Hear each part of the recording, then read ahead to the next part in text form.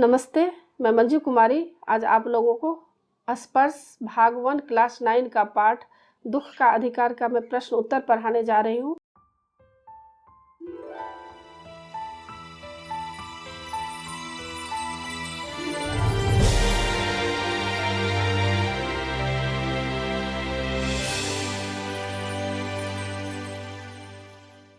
यह एग्ज़ाम के लिए बहुत ही इम्पोर्टेंट है, तो एग्ज़ाम के लिए आप लोग इसको नोट कर लीजिएगा और याद कर लीजिएगा। तो इसका पहला प्रश्न क्या है? किसी व्यक्ति की पोशाक को देखकर हमें क्या पता चलता है?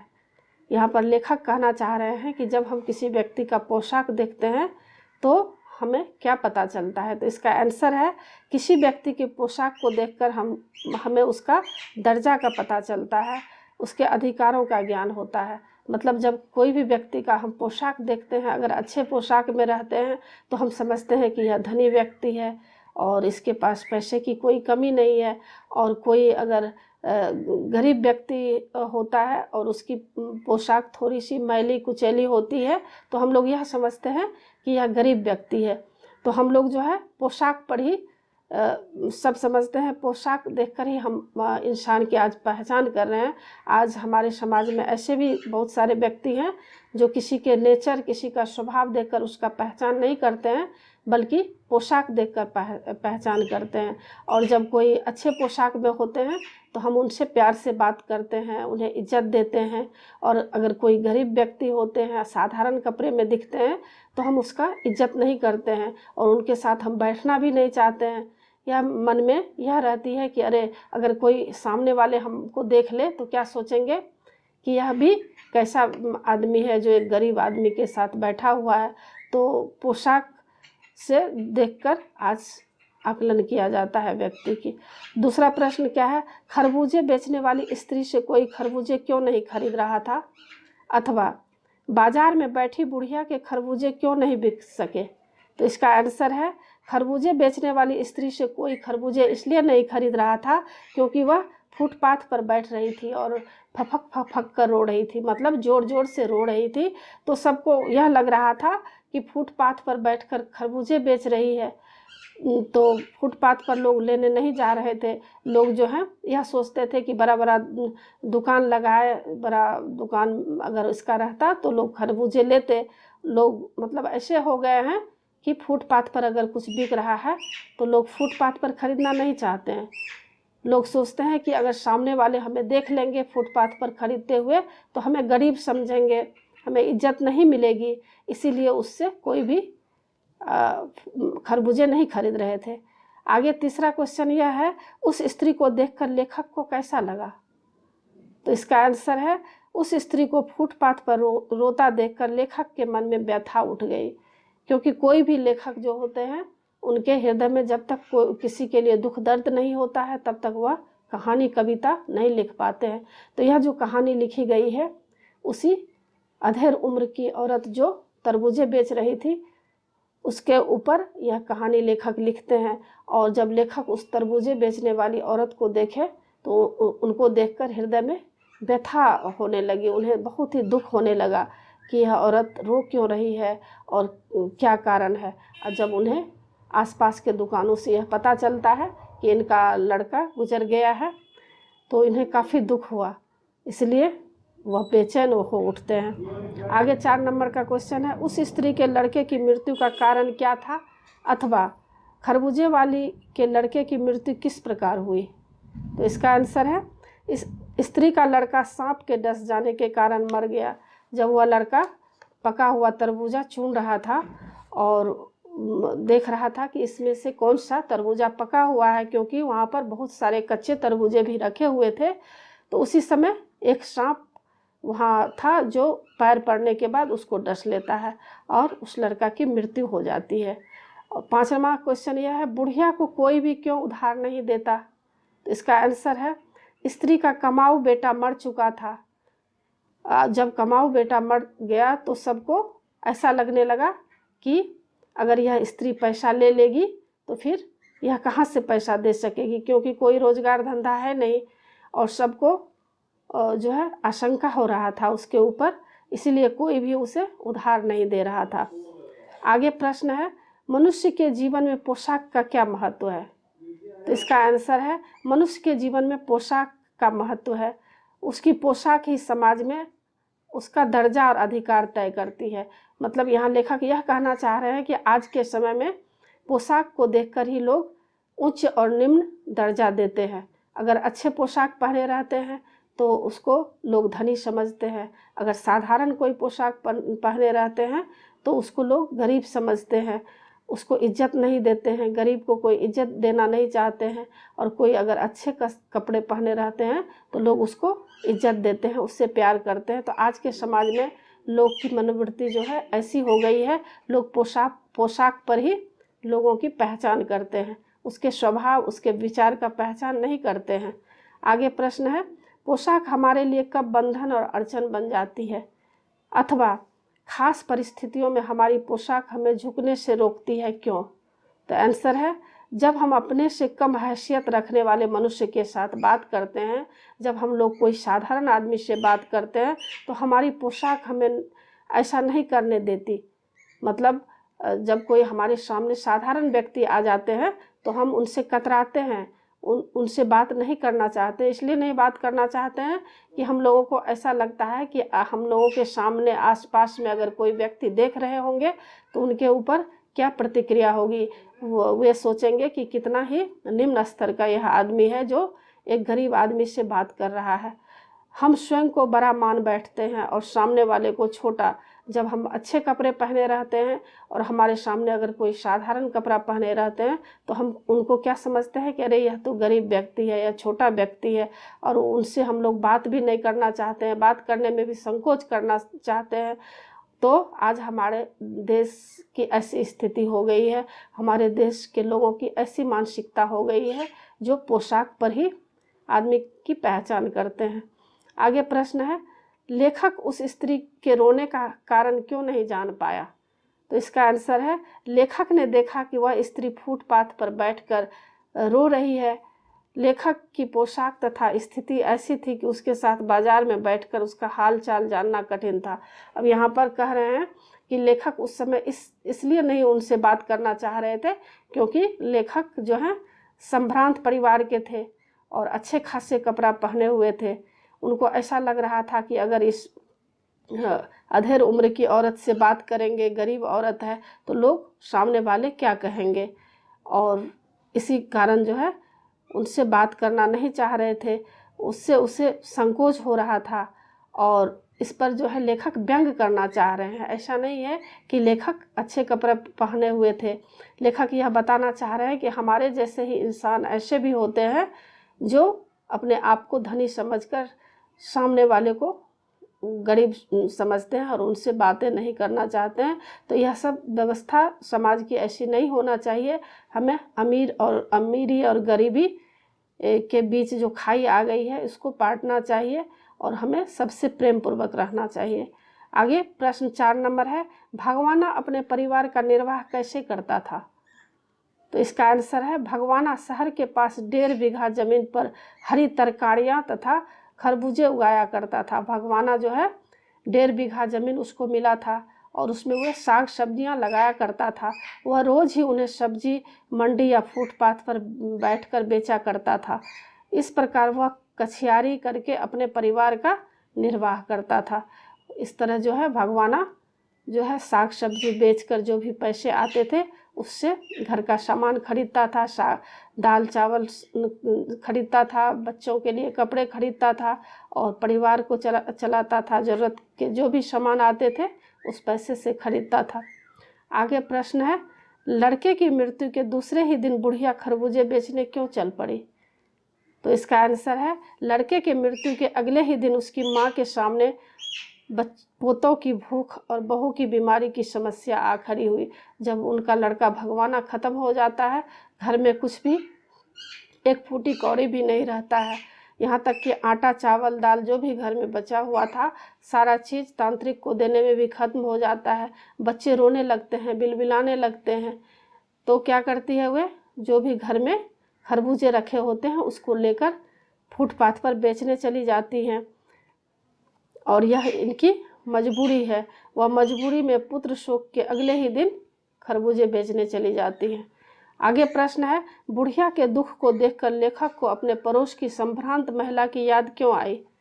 तो इसका आंसर है, लेखक ने बुढ़िया के पुत्र के शोक को देखा और उसने अनुभव किया कि इस बेचारी के पास रोने धोने का भी समय और अधिकार नहीं है।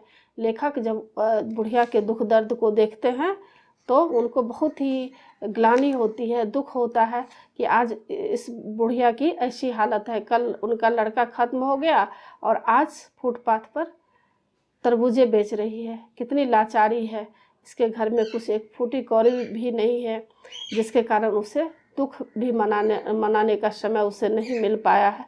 तभी उसकी तुलना अपने पड़ोस की संभ्रांत महिला से लेखक करते हैं कि उनके पड़ोस में एक संभ्रांत धनी महिला थी जिनके पुत्र कुछ ही दिन पहले गुजर गए थे और उनकी माँ जो है पुत्र मरने के 2.5 महीने तक पलंग से नहीं उठी थी। उनके सिरहाने 2-2 डॉक्टर बैठे रहते थे और आस पड़ोस के लोग भी उस महिला के दुख से दुखी थे और उनका कई तरह से ख्याल रखा जाता था। लेकिन आज ऐसा समय आ गया है जो इस गरीब बेचारी बूढ़ी का जब लड़का ख़त्म हो गया है तो इसे शोक मनाने का भी अधिकार नहीं है, उसके पास शोक मनाने का भी वक्त नहीं है जो 1-2 दिन भी बैठकर घर में अपने बेटे के लिए शोक मनाए। तो लेखक को काफ़ी इस बात से दुख पहुंचता है। आगे प्रश्न है, बाजार के लोग खरबूजे बेचने वाली स्त्री के बारे में क्या क्या बातें कर रहा था? अपने शब्दों में लिखिए। तो इसका आंसर है कि बाजार के लोग जब खरबूजे बेचने वाली स्त्री के बारे में तरह तरह की बातें कर रहा था। कोई उसे बेहिया कह रहा था, किसी ने कहा कि उस स्त्री की नीयत ठीक नहीं है, एक आदमी ने कहा कि यह कमीनी औरत है जिसके लिए बेटा बेटी खसम लुगाई धर्म ईमान कुछ नहीं है, उसके लिए रोटी का टुकड़ा ही सब कुछ है। और एक लाला जी ने कहा कि यह औरत औरों का धर्म ईमान बिगाड़ कर अंधेर मचा रही है, पुत्र शोक के कारण यह सूतक में है, इसलिए उसे इन दिनों में कोई सामान छूना नहीं चाहिए। तो वहाँ पर जितने भी लोग थे कुछ न कुछ इस अधेड़ उम्र की बूढ़ी के ऊपर छींटाकशी कर रहे थे। मतलब उनके दुख से कोई भी दुखी नहीं थे, उनकी समस्या को कोई भी नहीं समझ रहे थे कि किस कारण से उसे लाचारी में तरबूजे बेचने पड़ रहे हैं। सब उसके ऊपर व्यंग कर रहे थे। तो आज हमारे समाज की ऐसी स्थिति हो गई है कि हम किसी के दुख दर्द को नहीं समझ पा रहे हैं। तो इसके और लेखक ने बहुत ही सुंदर ढंग से इस पाठ के माध्यम से बताने का कोशिश किए हैं। आगे प्रश्न है, पास पड़ोस की दुकानों से पूछने पर लेखक को क्या पता चला? तो इसका आंसर है कि पास पड़ोस की दुकानों से पूछने पर लेखक को पता चलता है कि इस बुढ़िया का एक जवान बेटा था जो कल सांप काटने से गुजर गया है और वह 23 साल का था और वह शहर के बगल में ही जो है 1.5 बीघा ज़मीन पर खेती करता था और उसमें कुछ साग सब्जियां वगैरह उगाकर घर परिवार चलाता था। एक दिन पहले सुबह सवेरे वह पके हुए खरबूजे तोड़ रहा था कि उसका पैर एक सांप के ऊपर पड़ जाता है और सांप उसे डस लेता है जिससे उसकी मौत हो जाती है। उसके मरने के बाद घर का गुजारा करने वाला अब कोई नहीं था। मजबूरी में उसे अगले ही दिन खरबूजे बेचने के लिए बाजार में जाना पड़ा। आगे प्रश्न है, लड़के को बचाने के लिए बुढ़िया माँ ने क्या क्या उपाय किया? तो इसका आंसर है, बुढ़िया का लड़का भगवाना सांप के डसने से बेहोश हो गया था। जैसे ही बुढ़िया को पता चला, वह उसका विष दूर करने के लिए गांव से एक ओझा मंगा लेती है, तांत्रिक को मंगा लेती है। ओझा ने खूब झाड़ फूंक भी किया परंतु सांप का विष दूर न हो सका। बुढ़िया जो कर रही थी उससे जो भी बन पड़ा वह कर पाई। उसने ओझा को प्रसन्न करने के लिए नागराज की पूजा भी की। घर में जो आटा और अनाज था वह भी ओझा के हवाले कर दिया, परंतु इतना करने पर भी उनका पुत्र नहीं बच सका। आगे प्रश्न है, लेखक ने बुढ़िया के दुख का अंदाज़ा कैसे लगाया? तो इसका आंसर है, लेखक ने बुढ़िया के दुख का अंदाज़ा लगाने के लिए अपने पड़ोस में रहने वाली एक संभ्रांत महिला को याद किया। उस महिला का पुत्र पिछले वर्ष चल बसा। पिछले ही साल उस महिला का पुत्र खत्म हो गया था और वह महिला जो है 2.5 मास तक पलंग से नहीं उठ पाई थी। उसके सिरहाने 2-2 डॉक्टर बैठे रहते थे। आस पड़ोस के लोग जो हैं सारे लोग मातम मना रहे थे। क्यों मातम मना रहे थे? क्योंकि वह एक संभ्रांत महिला थी, धनी महिला थी और जो है यहाँ पर लेखक कह रहे हैं कि आज इस बुढ़िया जो है अधेड़ उम्र की जो महिला है उसका पुत्र भी गुजर गया है, लेकिन इसके पास पैसे नहीं है और पैसे की तंगी के कारण जो है फुटपाथ पर तरबूजे बेच रही हैं। तो लेखक इसी बात से दोनों की तुलना की है कि एक जो है धनी का जीवन क्या होता है, एक निर्धन का जीवन क्या होता है। एक धनी व्यक्ति होते हैं उसे दुख मनाने का समय होता है, अधिकार होता है, क्योंकि उसके पास पैसे होते हैं, और जो गरीब व्यक्ति होते हैं उसे दुख मनाने के लिए समय भी नहीं मिलता है, उसे एक दिन आराम करने के लिए वक्त भी नहीं मिलता है, क्योंकि रोजी रोटी कमाने के लिए उसे बाहर निकलना ही पड़ता है, चाहे कितना भी घर में दुख क्यों नहीं हो। तो लेखक इसमें बहुत ही सुंदर ढंग से बताने का कोशिश किए हैं। आगे प्रश्न है, इस पाठ की शीर्षक दुख का अधिकार कहाँ तक सार्थक है, स्पष्ट कीजिए। तो इसका आंसर है, इस पाठ का शीर्षक दुख का अधिकार, यह शीर्षक एकदम उचित है। यह इसलिए उचित है, लेखक कहना चाहते हैं कि यद्यपि दुख प्रकट करना हर व्यक्ति का अधिकार है, परंतु हर कोई इसे संभव नहीं कर पाता। एक महिला जो धनी है वह किस तरह से पुत्र शोक मनाई है, वह 2.5 महीना तक पलंग से नहीं उठी हैं, और एक जो है महिला गरीब है वह किस तरह से एक दिन भी उसे आराम करने का वक्त नहीं मिला है, क्योंकि उसके पास पैसे नहीं हैं, गरीब है, अभागे हैं।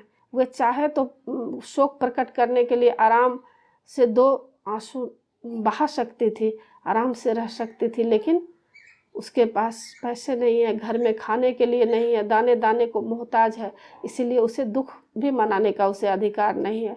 सामने खड़ी भूख, गरीबी और बीमारी नंगा नाच करने लगती है। जब किसी के पास भूख आती है, सामने गरीबी आ जाती है, तो किस तरह से घर में चैन से भी एक वक्त बैठने का फुर्सत नहीं होता है। अतः दुख प्रकट करने का अधिकार गरीबों को नहीं है।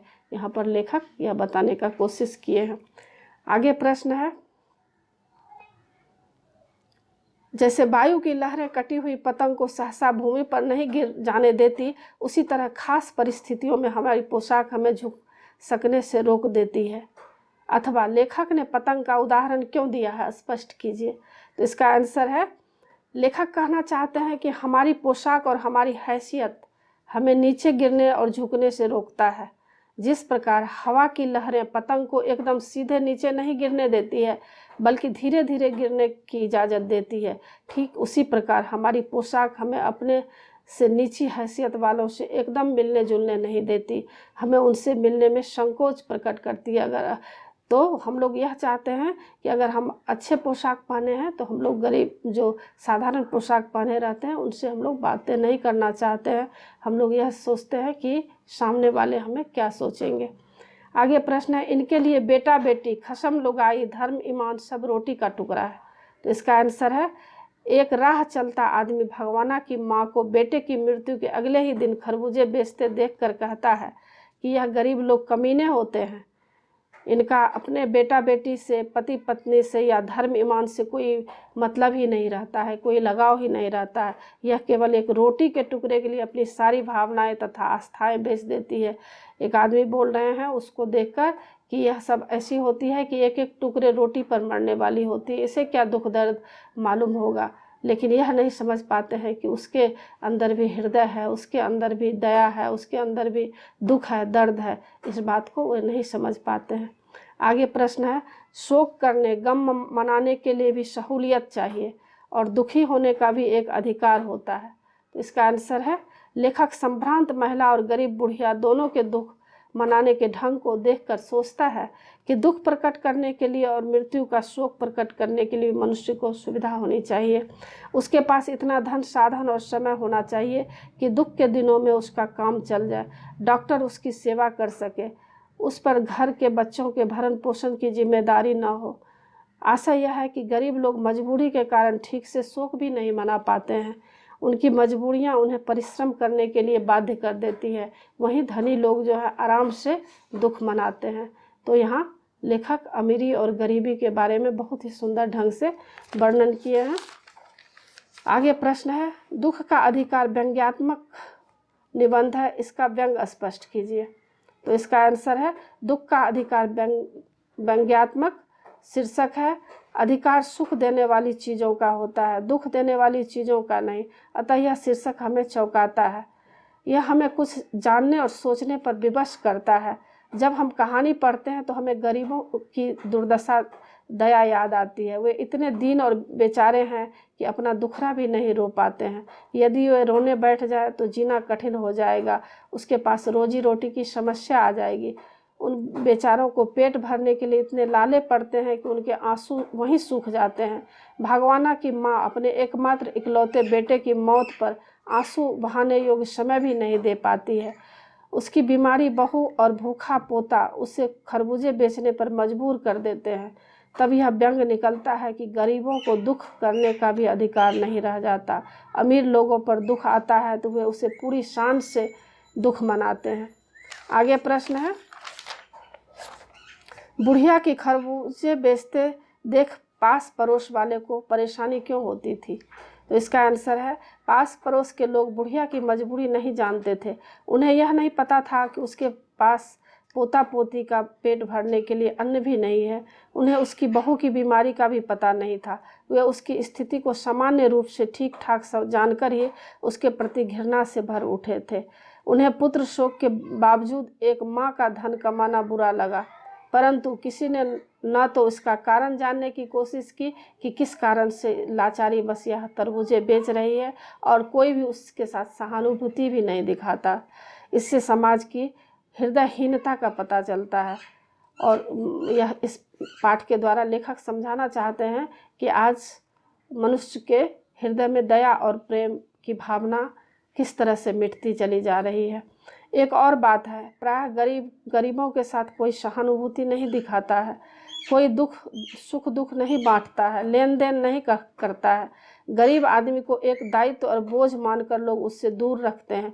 हमेशा लोग चाहते हैं कि गरीब लोग उससे दूर रहे, पास नहीं चलने देते हैं, उससे बातें नहीं करते हैं। इसी दूरी के कारण ही वे उस पर व्यंग और कटाक्ष करते हैं। वे उसकी मजबूरी को समझने का कोशिश ही नहीं करते हैं।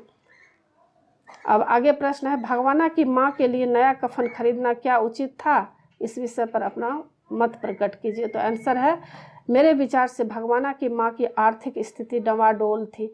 उसे पैसे की इतनी परेशानियाँ थी कि उन्हें फुटपाथ पर खरबूजे लेकर बेचना पड़ा, क्योंकि उनके पोता पोतियों के लिए खाना नहीं था। उनकी बहू बीमार थी। ऐसी भयंकर गरीबी में नया कफन खरीदने के रस्म का पालन करना बिल्कुल बेमानी थी। यह एक प्रकार का ढोंग ही था। भगवाना की माँ को हिम्मत करके इस ढोंग से बचना चाहिए था। उसे किसी पुराने कपड़े से काम चला लेना चाहिए था। उस पैसे से बहू की दवा दारू करनी चाहिए थे। परंतु सच यही है कि आदमी दुख में विवेक खो बैठता है। उस पैसे से बहू की दवा दारू करनी चाहिए थी। वह भावुक हो जाती है। प्यारे पुत्र के शव को कफन न देने के विचार से ही माँ कांप उठती है। इसलिए अपना सब कुछ बेचकर भी पुत्र को कफन देने की परंपरा का पालन करके उसे शांति मिलती है। इस प्रकार से उसने सब कुछ लुटाकर अपने प्यारे पुत्र के प्रति ममता प्रकट की है। आगे प्रश्न है, भगवाना के समान बहुत से लोग अंधविश्वास के चलते मौत के मुंह में चले जाते हैं। इस कथन को ध्यान में रखकर अंधविश्वासों को दूर करने के लिए कुछ सुझाव दीजिए। तो आंसर है, भगवाना को सांप ने काटा था। उसकी माँ ने अंधविश्वास के कारण उसको ठीक से इलाज नहीं करवाया। वह ओझाओं के झाड़ फूंक के चक्कर में पड़ी रही। इस कारण उसका इकलौता बेटा चला गया। यहाँ पर सुझाव देना चाह रहे हैं कि सरकार के चिकित्सा विभाग को चाहिए कि वह गाँव की पंचायत में जाकर जानलेवा बीमारियों के बारे में ज्ञान दें। वह उन्हें दवाइयों, डॉक्टरों और सही इलाज के बारे में बताए तथा समय पर ये चीज़ें उपलब्ध कराएं। इससे अंधविश्वास अपने आप दूर हो जाएंगे। वास्तव में गरीबी के कारण अंधविश्वास पलते बढ़ते हैं। जब किसी के हृदय में अंधविश्वास आता है तो उसके आगे कुछ भी सूझता नहीं है। अंधविश्वास बढ़ने का मूल कारण है गरीबी। गरीब आदमी लाचार होकर सस्ते तरीकों से इलाज कराना चाहता है और मजबूरन उन्हीं पर विश्वास रखने को बाध्य हो जाता है। अतः अनिवार्य तथा मुफ्त चिकित्सा सुविधा प्रदान करने से ही इन अंधविश्वासों पर विजय पाई जा सकती है। तो आशा है आप लोगों को यह पाठ समझ में आ गया होगा, और अगर अच्छा लगे तो ज़रूर सब्सक्राइब कीजिएगा। सब्सक्राइब के बगल में बेल आइकन बटन है, उसे ज़रूर क्लिक कीजिएगा। लाइक ज़रूर कीजिएगा और कमेंट्स कीजिएगा कि आपको यह पाठ कैसा लगा। मैं नए पाठ के साथ फिर मिलूँगी। धन्यवाद।